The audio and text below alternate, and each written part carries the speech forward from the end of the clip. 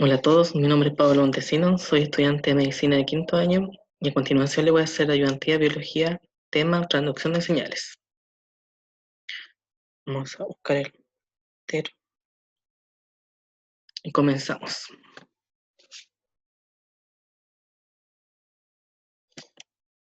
Entonces, modo general, entonces vamos a ver las generalidades en relación a la transducción de señales. Aquí en esta imagen tenemos una señal que va a llegar a un receptor de una célula.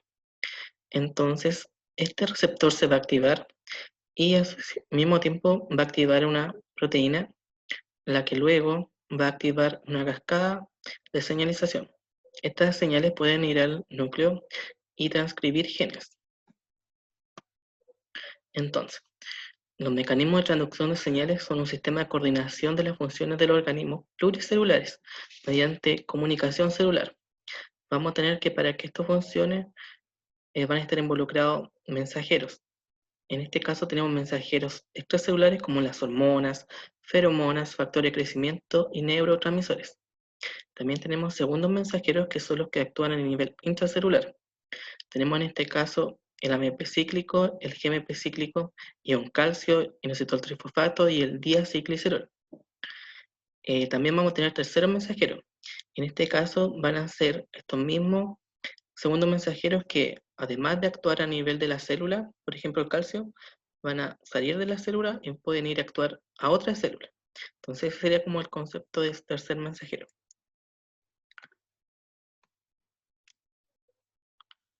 Ya, vamos a bajar cámara un poco. Entonces, aquí en esta imagen tenemos una señal que se va a unir a un receptor.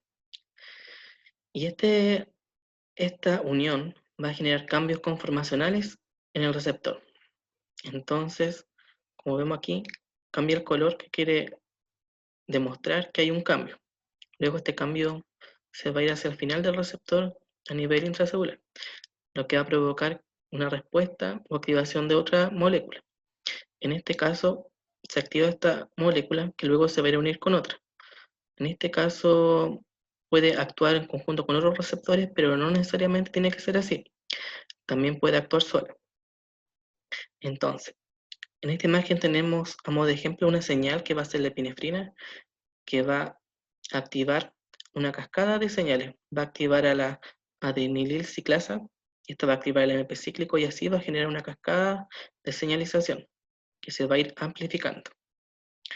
Aquí tenemos un experimento en el cual a una célula se le agregó suero y se vio qué es lo que pasaba a través del tiempo. Entonces se fue viendo que se iban activando diferentes genes a medida que pasaba el tiempo. Ahora, ¿cómo se clasifica esto? Vamos a tener distintos sistemas de señalización en el cual, por ejemplo, tenemos señalización endocrina, en el cual una célula va a generar señales, en este caso son las hormonas que van a viajar a través del torrente sanguíneo hasta llegar a una célula que va a ser distante, para generar respuesta en ella, a través de sus receptores. Tenemos el sistema paracrino, que no se ve, pero es paracrino, en el cual una célula va a secretar una señal y esta va a ser recibida por una célula que está adyacente a ella, a través también de receptores. Tenemos el autocrino, en el cual una célula va a generar señales y esta señal va a ir a actuar sobre ella misma. Entonces, por eso es auto, porque es a sí misma. Entonces, dentro de lo que es autocrino, vamos a tener que una célula, por ejemplo esta, va a generar señal y se va a activar. En este caso está representado de color verde su activación. Pero si está en el mismo tejido y otras células también generan esta señal, vamos a tener que va a haber una activación del propio tejido a mayor escala. Va a haber una amplificación. También tenemos el sistema de señalización de sinapsis o neuronal, en el cual una neurona, a través de los neurotransmisores, va a ir a activar otra célula, que podría ser, por ejemplo, una célula muscular. Ya. Aquí vamos a tener una célula a la cual con la señal A, B y C va a tener, como función la supervivencia. Estas señales te van a dar la indicación de supervivencia. Pero, ¿qué es lo que pasa si le agregamos otras señales, como D y E? Ya no va a tener solamente la supervivencia como respuesta, sino que va a cambiar. En este caso va a cambiar a su división celular. Eso es lo que va a producir. O, por otro lado, estas otras señales van a hacer que, en vez de dividirse o tener la supervivencia, la célula se va a diferenciar, se va a especializar. Pero, por ejemplo, en esta otra, si no le llega ninguna señal, la célula se puede morir. Entonces, vamos a tener apoptosis, que es la muerte celular programada. Acá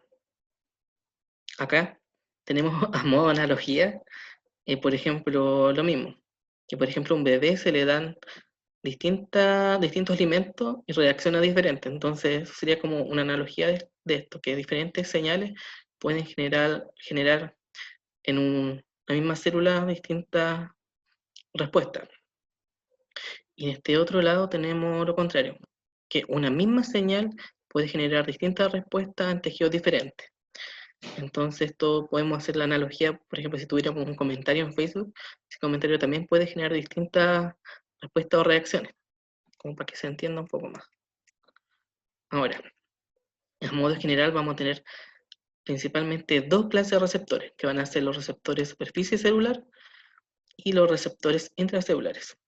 Estos receptores intracelulares van a recibir principalmente señales que son hidrofílicas, y los que son intracelular las señales van a ser hidrofóbicas, o sea que rechazan el agua, por lo tanto son afines a los lípidos. Entonces pueden pasar fácilmente a través de la membrana plasmática, pueden difundir. Entonces partimos por los receptores intracelulares. En este caso en la imagen tenemos el cortisol, el cual es una señal hidrofóbica. Entonces va a tener afinidad por la membrana, por los lípidos, y va a difundir fácilmente la membrana plasmática. Y cuando se encuentre dentro con su receptor, lo que va a hacer es que va a producir un cambio conformacional. Y este cambio va a hacer que esta proteína se active y pueda ir al núcleo donde va a transcribir genes. También tenemos otros ejemplos como receptores intracelulares al ácido retinoico, vitamina D3, testosterona, estradiol y tirosina, que también son señales hidrofóbicas. No son afines al agua, pero sí a los lípidos, por eso difunden. Aquí tengo un video, no se puede ver en la presentación, pero vamos a ver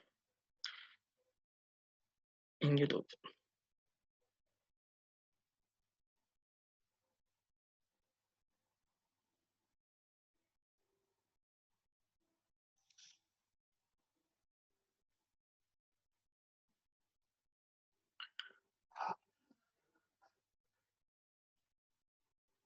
Entonces vamos a ver cómo se regula una señal, un receptor. En este caso es un receptor intracelular. Vamos a ver que este receptor intracelular tiene una proteína que está unida, que es como un inhibidor. Entonces, ¿qué es lo que va a pasar? Esta señal se va a unir al receptor intracelular y se va a soltar la proteína inhibidora. Entonces así va a poder entrar al núcleo, y acá dentro del núcleo, como pueden ver aquí, va a ir a actuar a la transcripción de genes, a una secuencia determinada del DNA. Eso para ejemplificar cómo actúan los receptores intracelulares.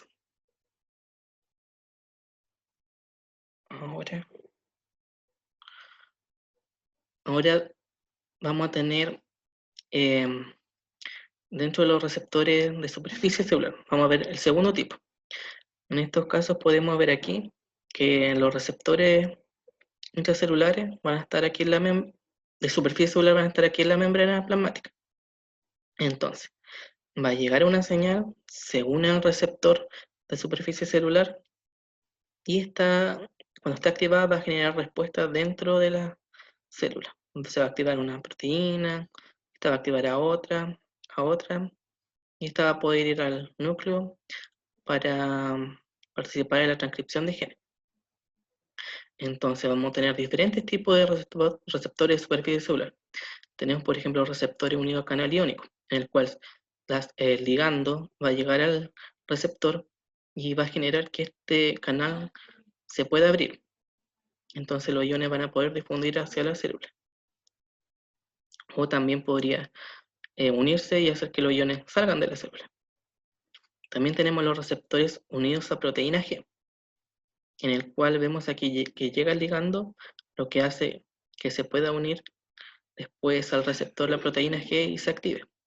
Y esta proteína G va a actuar como enzima y va a catalizar a otras proteínas de superficie.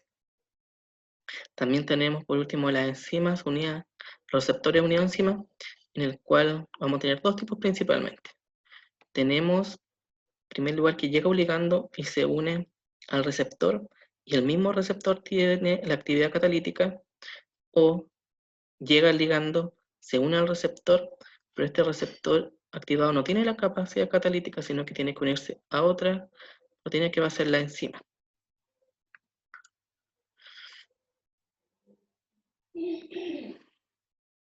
Entonces tenemos ahora receptores con actividad tirosina quinasa.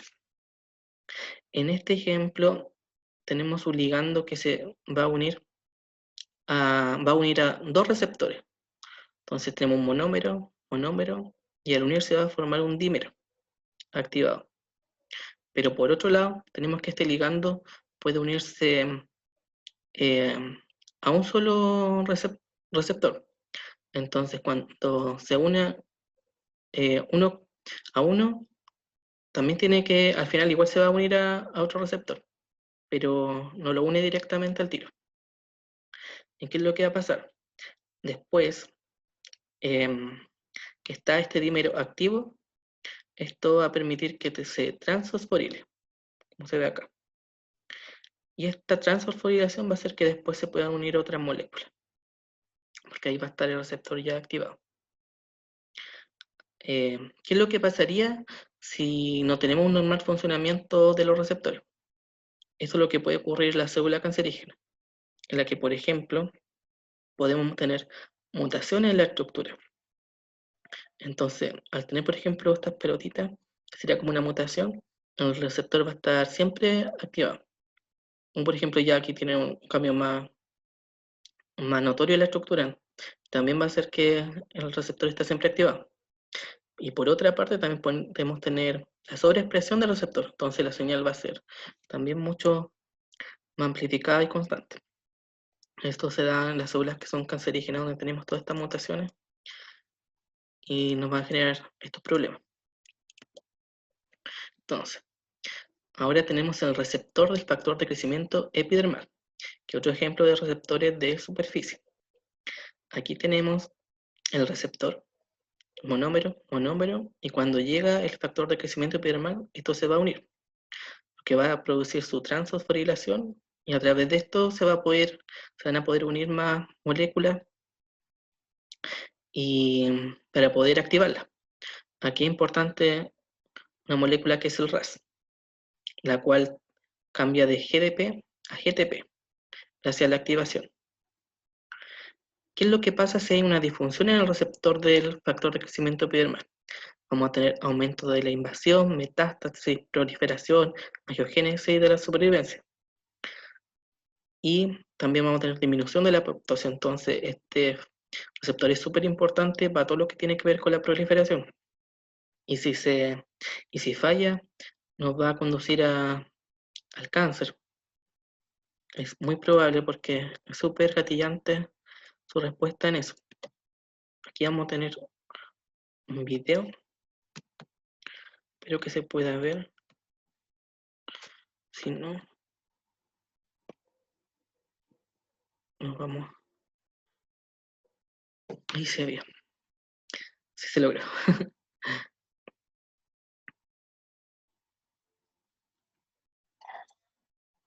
Tenemos el factor de crecimiento epidermal,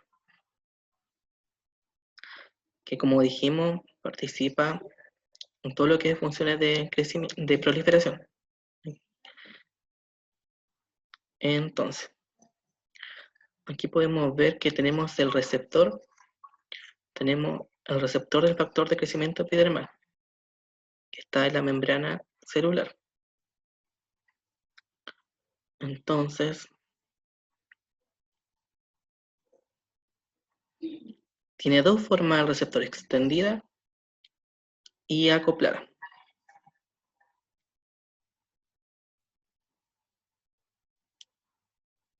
La forma que es extendida tiene el brazo de dimerización, porque dijimos que el receptor es un monómero y tiene que unirse con otro monómero, como se ve aquí, para poder estar activo. Estos receptores, por sí solos, sin el factor de crecimiento epidermal, se pueden unir, pero es tan inestable su unión que no pueden estar juntos. Entonces se separan casi al instante. En cambio, por ejemplo, cuando llega el ligando, que sería el factor de crecimiento epidermal, eso va a hacer que sea estable su unión. Y ahí va a poder estar activo. Así como se ve acá. Eso va a hacer que esté estable y se pueda activar el receptor, el factor. Por sí solo se puede activar, pero no va a salir estable y se va a separar casi al tiro. Entonces, como dice aquí, si falla, si hay problema en mutaciones para el receptor, vamos a tener problemas de proliferación.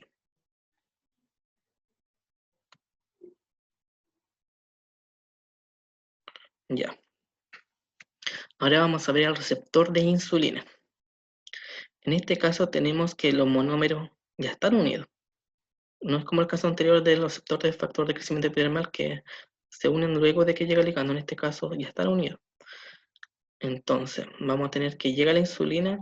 Cuando llega la insulina se va a fosforilar este receptor. Se va a transfosforilar. Entonces esto va a permitir que luego se puedan unir a moléculas y se puedan activar y generar una cascada de señalización. En este caso el receptor va a influir en la síntesis de glucógeno, glicólisis y síntesis de triglicéridos.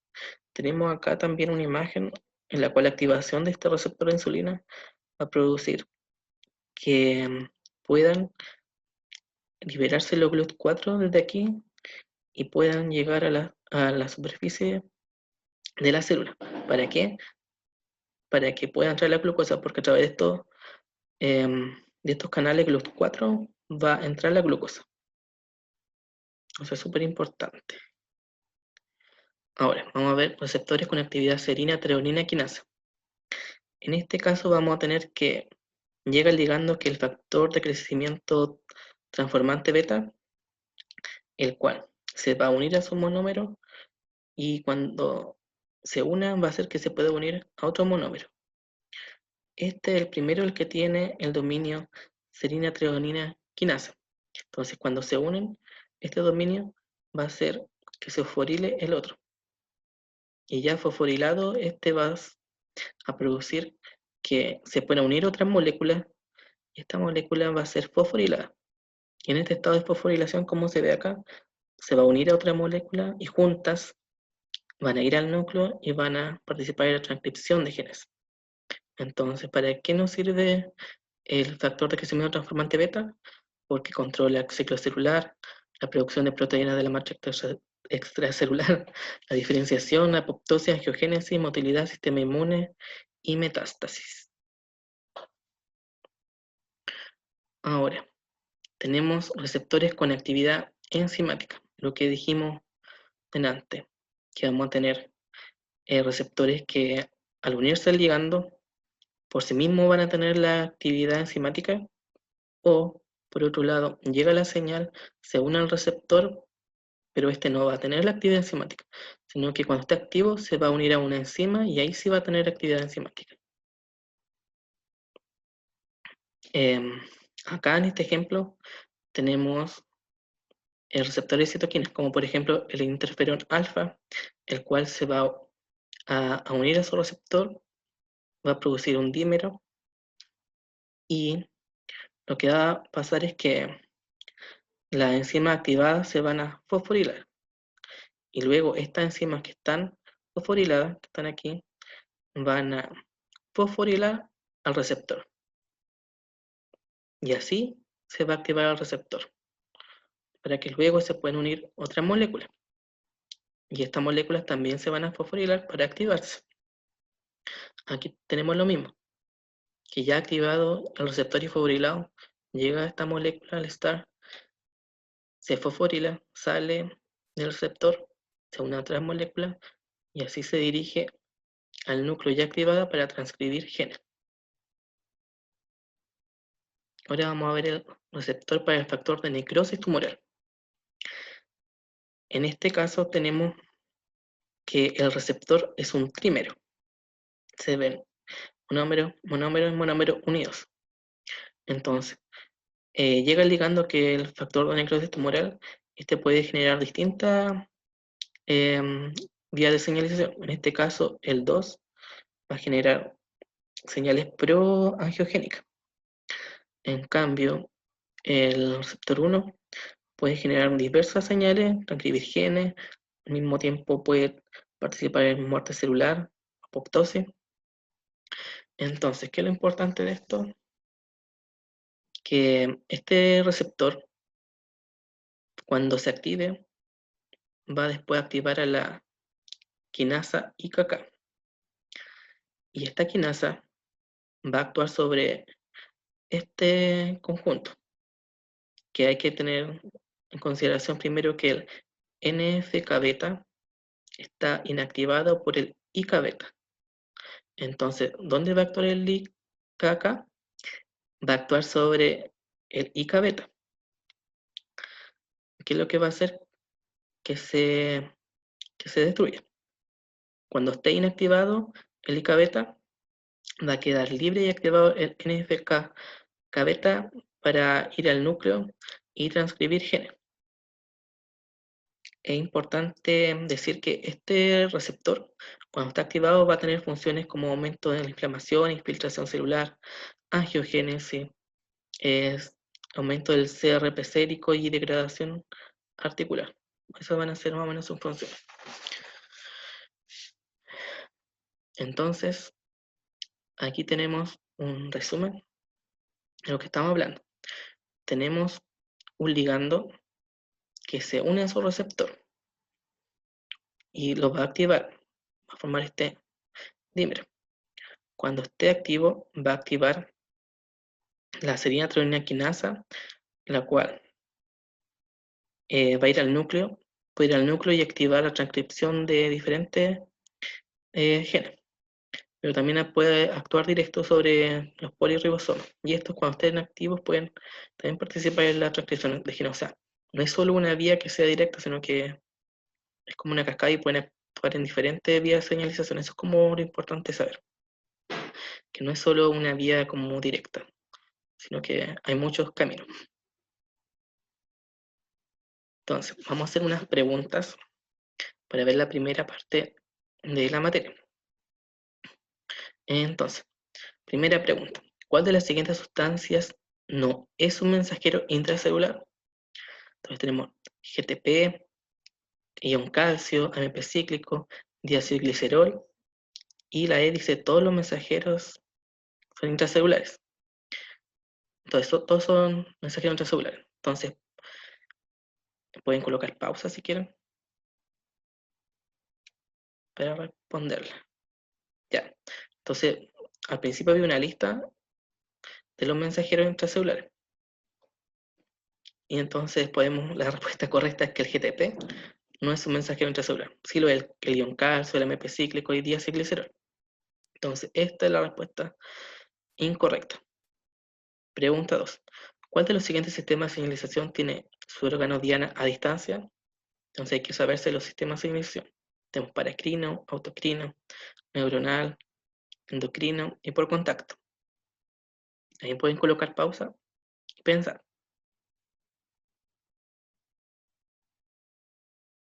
Entonces, la respuesta correcta es el endocrino.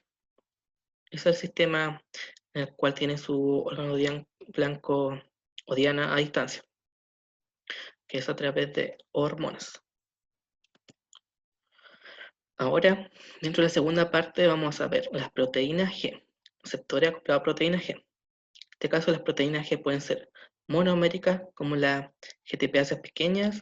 En este caso tenemos la superfamilia RAS como el ejemplo más clásico. El RAS como subfamilia va a estar implicado en la regulación del crecimiento celular, en la reorganización del citoesqueleto.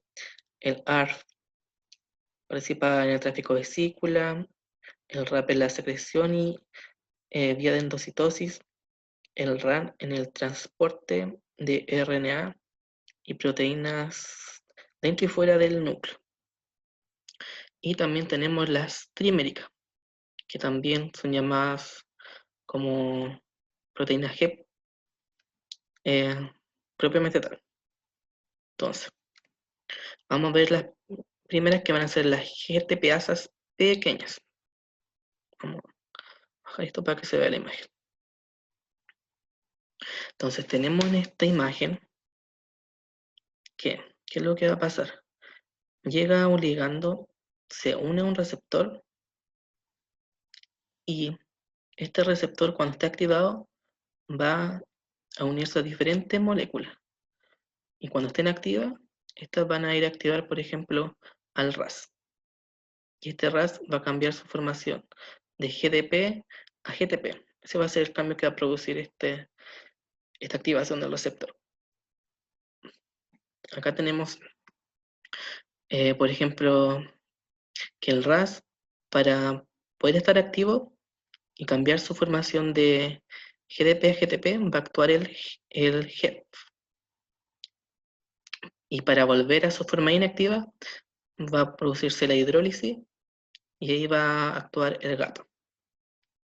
Y aquí podemos ver que el RAS va a tener, esto es como para ejemplificar que no tiene como una sola ruta, sino que puede participar en varias vías de señalización, como motilidad del citoesqueleto, ciclo celular, transcripción, apoptosis, endocitosis.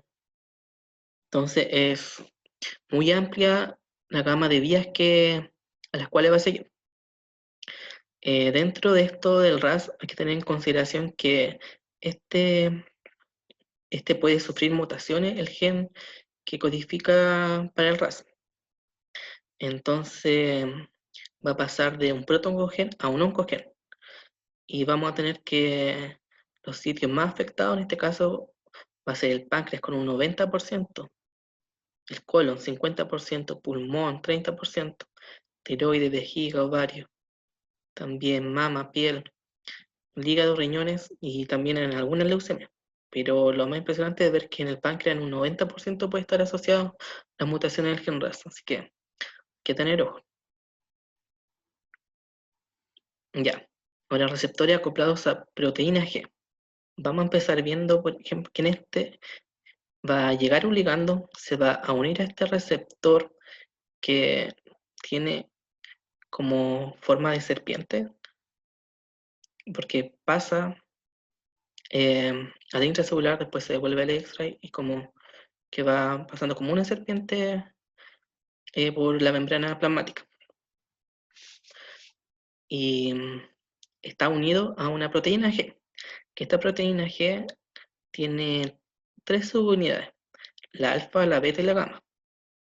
Lo importante es que cuando llegue el ligando va a activar al receptor, va al mismo tiempo después activar a la proteína G, y la proteína G lo que va a pasar es que la subunidad alfa se va a desligar. ¿Por qué? Porque esta estaba unida al GDP, la unidad alfa, y al activarse el receptor va a cambiar a GTP. Y ahí ya libre la unidad alfa va a producir efectos celulares. Aquí en la imagen podemos tener que estos receptores, podemos tener homodimerización, puede ser simple, receptor acoplado a proteína G, y heterodimerización. Son distintos receptores.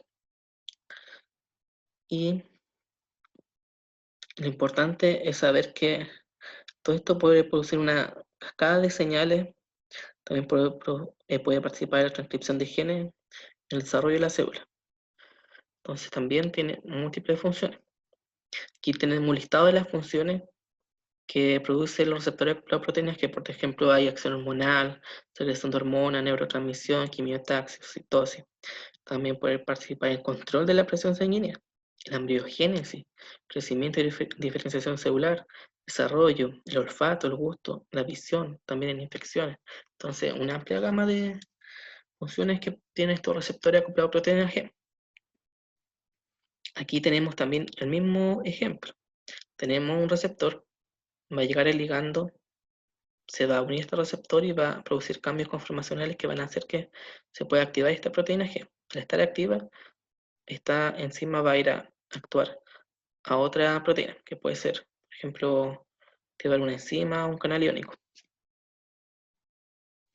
Ahora, este receptor acoplado a proteína G, de alguna manera también luego de activarse tiene que inactivarse.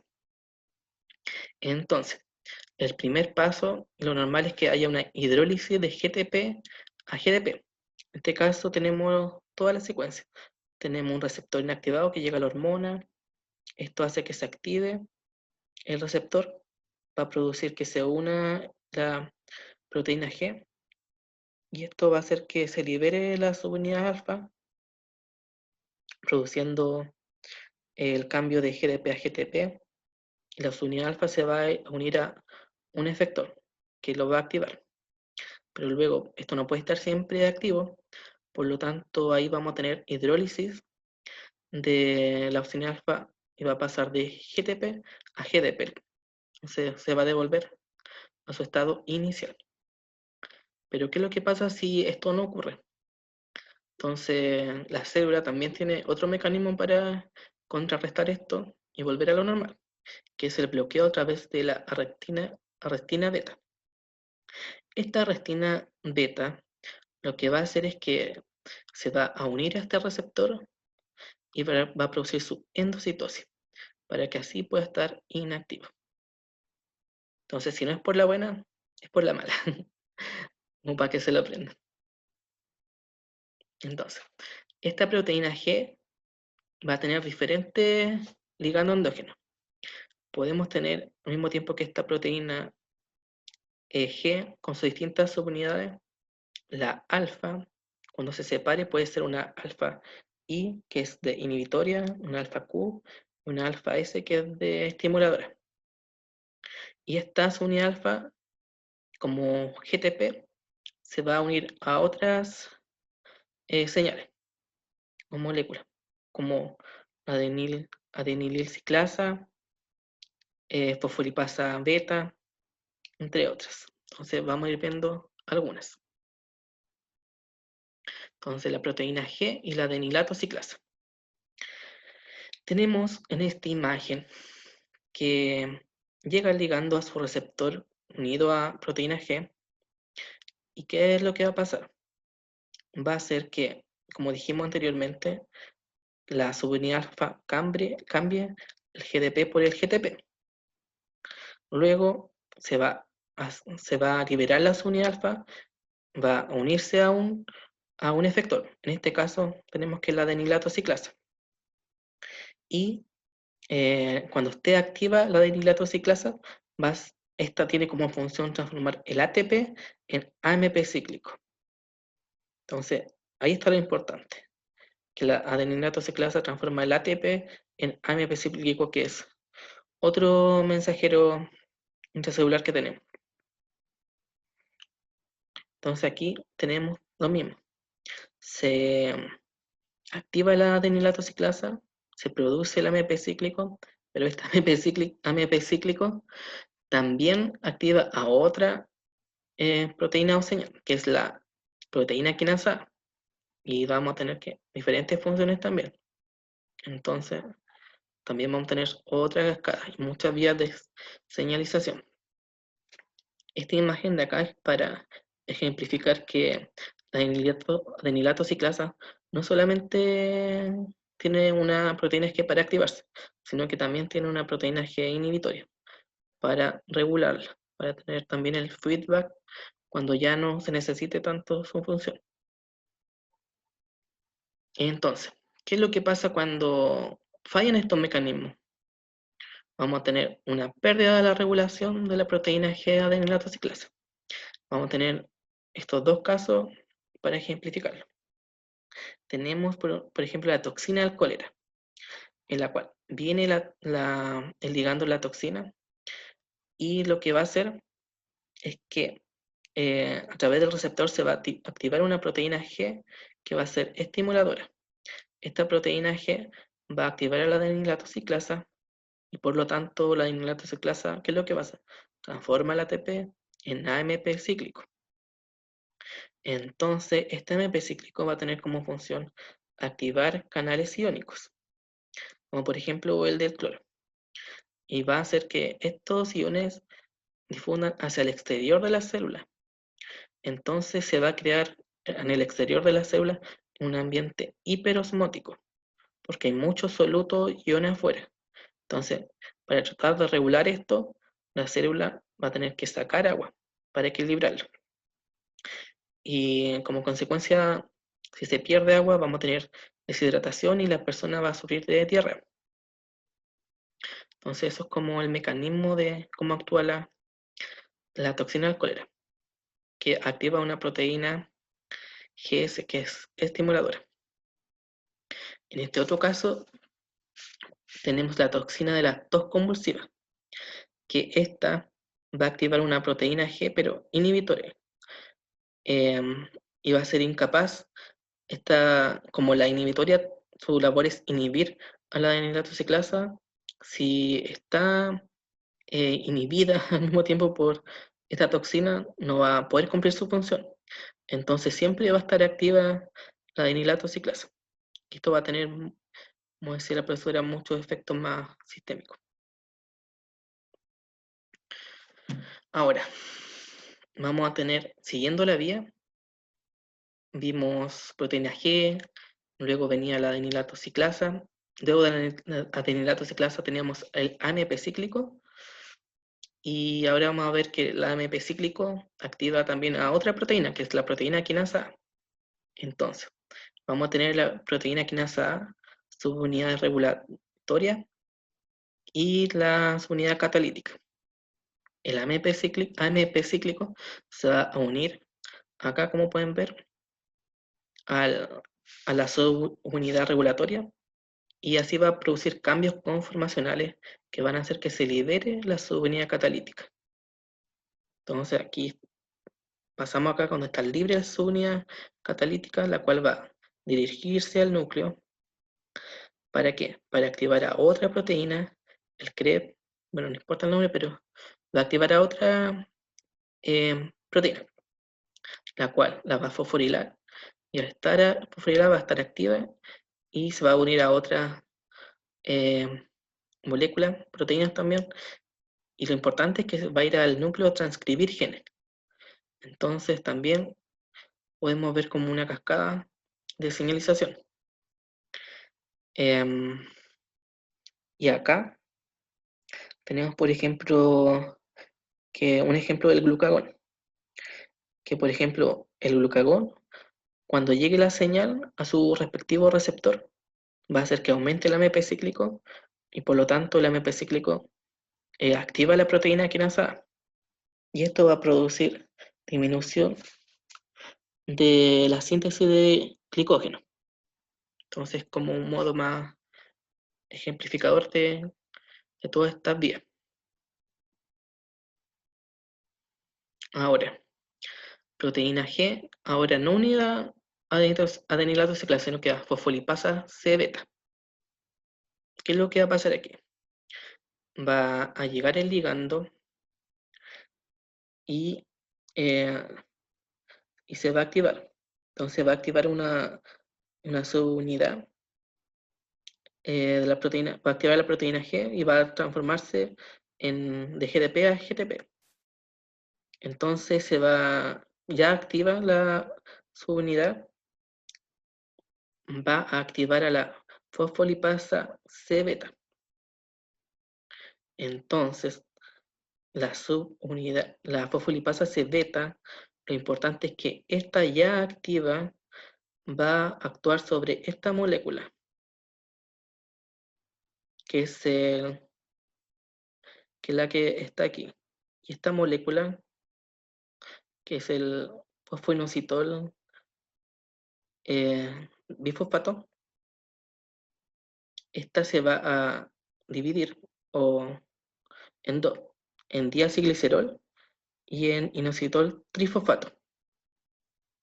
Entonces, lo importante es que estas, cuando están separadas, van a tener diferentes funciones. Por ejemplo, el diacilglicerol se va a unir a una proteína quinasa C para activarla. En cambio, el inositol trifosfato va a ir a actuar sobre canales que permiten la salida de calcio. Y este calcio se va a ir a unir a la proteína quinasa C activada. O sea, en verdad, las dos van a llegar a producir la misma función, pero lo importante es que el diacilglicerol lo va a hacer de forma directa, activar a la proteína C quinasa activada, y el inositol trifosfato lo va a hacer de manera indirecta, a través de la liberación de calcio. Pero las dos van a llegar también van a participar en la activación de la proteína quinasa C. Entonces, eso. Aquí tenemos ejemplos de respuesta mediada por la proteína quinasa C, como por ejemplo las plaquetas, la producción de serotonina, en la mastocito, producción de estamina. Entonces, también tiene una respuesta variada y diversa. Entonces, acá por otro lado tenemos el complejo calcio-calmodulina, en el cual la calmodulina, como teníamos, es un sensor de calcio, como se ve en la imagen. Esta es la calmodulina, la cual sensa el calcio y por lo tanto es un elemento controlador y regulador de muchas enzimas. Participa entonces en la inflamación, metabolismo, apoptosis, contracción muscular, memoria, respuesta inmune. Tenemos que este complejo calcio-calmodulina también puede ir a regular, como dijimos, otra proteína. En este caso, tenemos una quinasa que es dependiente de este complejo, en el cual sin este calcio-calmodulina se va a activar solamente en un 50-80%. En cambio, si viene para acá, aquí está el complejo calcio-calmodulina, se le une y así se activa. Entonces, de esta manera va a poder estar activa en un 100%. Ahora tenemos otro ejemplo cómo funciona el complejo calcio-calmodulina. Por ejemplo, tenemos una señal o un ligando que es la acetilcolina, llega a su receptor acoplado a proteína G para acetilcolina, activa la fosfolipasa C. Esta fosfolipasa C hace que se produzca el inositol trifosfato, el cual va a hacer que se active el complejo calcio-calmodulina, porque recordemos que el inositol trifosfato hacía que saliera el ion calcio, activaba los canales para que ingresara y saliera el ion calcio. Entonces favorece esta unión. Y este complejo calcio-calmodulina va a ir a actuar sobre la óxido nítrico sintasa, la cual transforma la arginina y el oxígeno en citrulina y óxido nítrico. Luego, como este óxido nítrico es capaz de difundir libremente por la membrana, va a salir y se va a ir a otra célula, que es la célula de músculo liso, en la cual tiene un receptor, y esta al mismo tiempo va a activar una GMP cíclico y va a activar una proteína quinasa G. Y como consecuencia, en la célula se va a producir relajación.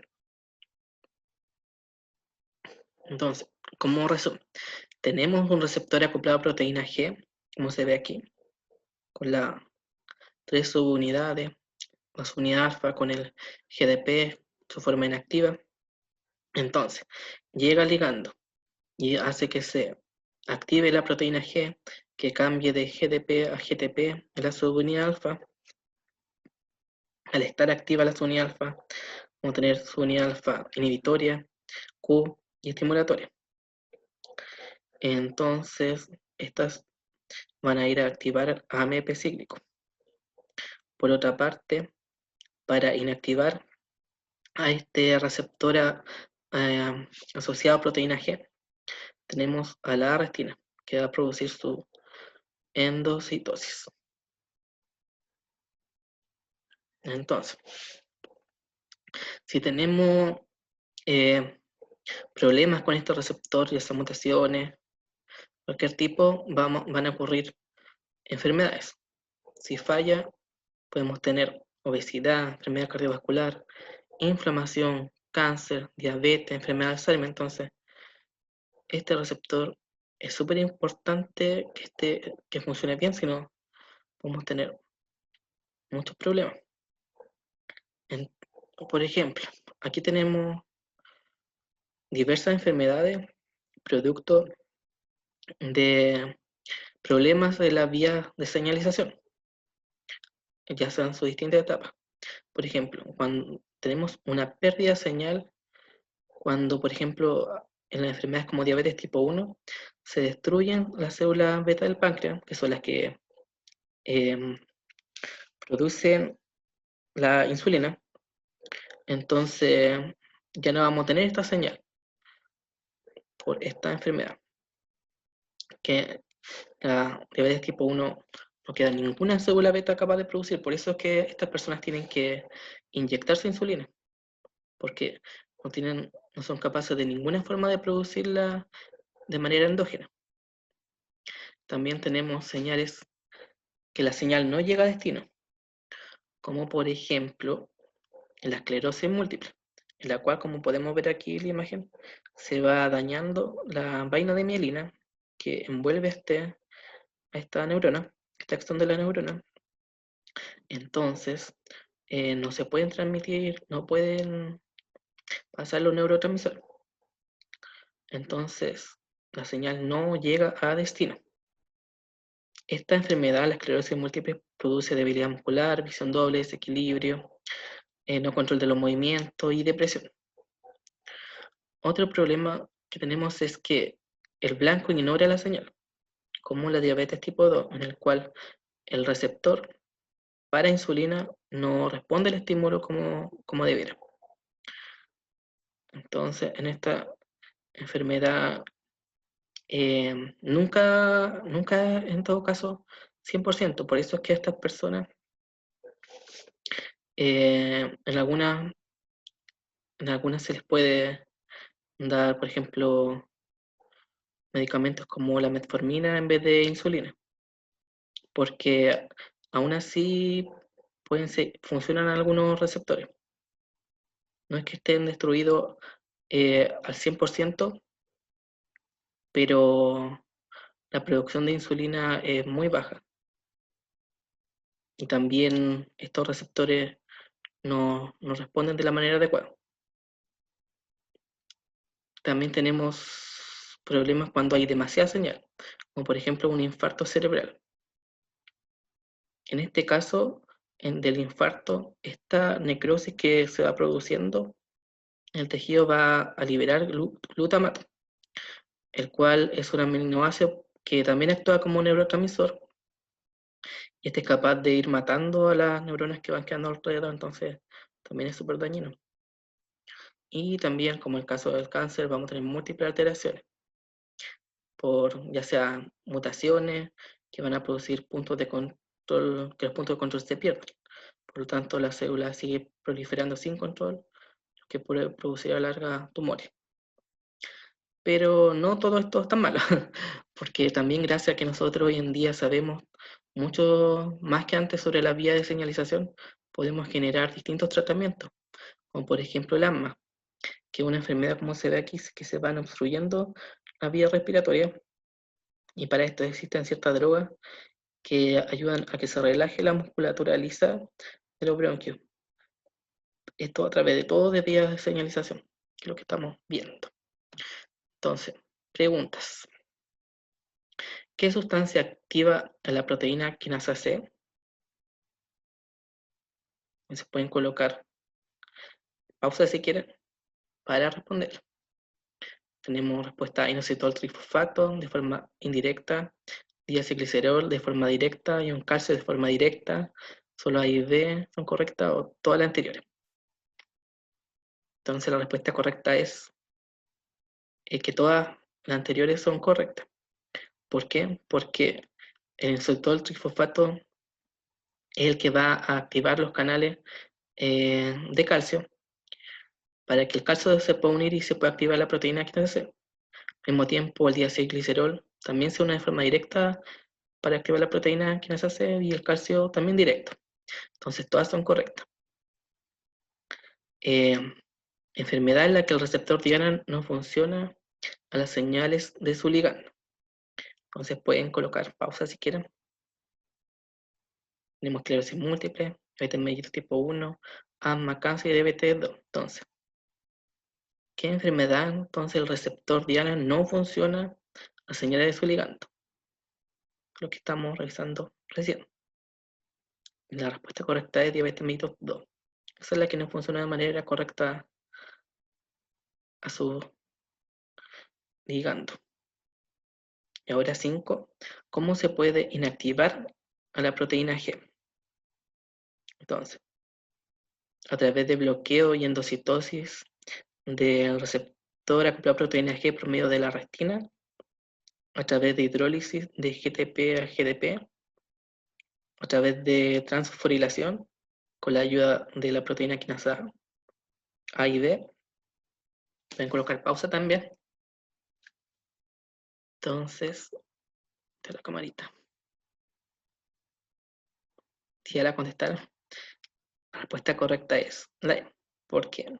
Porque se inactiva la proteína G a través del bloqueo y endocitosis, como vimos, de este receptor por medio de la restina. La restina es quien bloquea y endocita al receptor cuando este no está funcionando bien, o no se está inactivando como debe ser, como mecanismo a la mala, que les dije. A través de la hidrólisis de GTP a GDP también, es el mecanismo el que debería ser en primera instancia. Y las otras dos, no, las otras dos no son, porque no tiene que ver con la transfosforilación ni con la proteína quinasa. Entonces, es A y B. Entonces, esta es la bibliografía y eso sería todo. Espero que le haya servido la ayudantía, que haya podido aclarar dudas y que les vaya súper bien en su prueba. Acuérdense de siempre, bueno, revisar las clases solamente una vez, sino que lo más que puedan, unas 2 o 3 veces. También importante es que siempre se traten de valorar a sí mismos a través de preguntas, pueden buscar en internet preguntas sobre la materia y así ejercitarse para que les vaya súper. Y eso sería todo.